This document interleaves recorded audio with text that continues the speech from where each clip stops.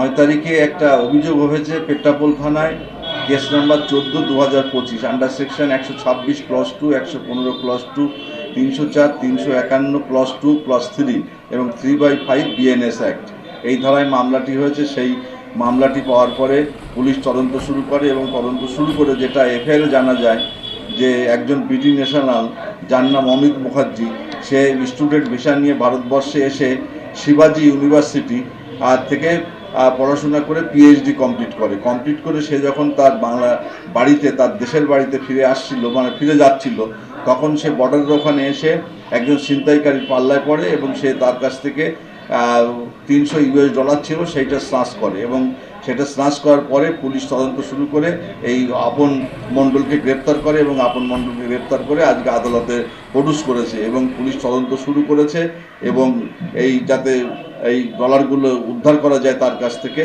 এবং ঘটনার ক্রাইম যেটা সেটা যাতে আবার পুনর্গঠন করা যায় সেইটা নির্মাণ করার জন্য তাকে পুলিশ কাস্টডিতে নেবে এবং ঘটনা বিষয়টা পুলিশ তদন্ত করে পরবর্তীকালে আবার রিপোর্ট পাঠাবে। বিষয়টি এখন ইনভেস্টিগেশন স্টেজে চলছে।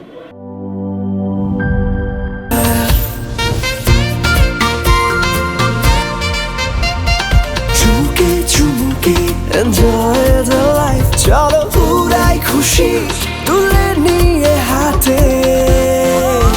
Cheer up, oh oh, cheer up, oh oh, cheer up, oh oh, cheer up. চিল হবে রিফ্রেশিং মুডে। চিয়ার আপ, চলো উড়াই খুশি।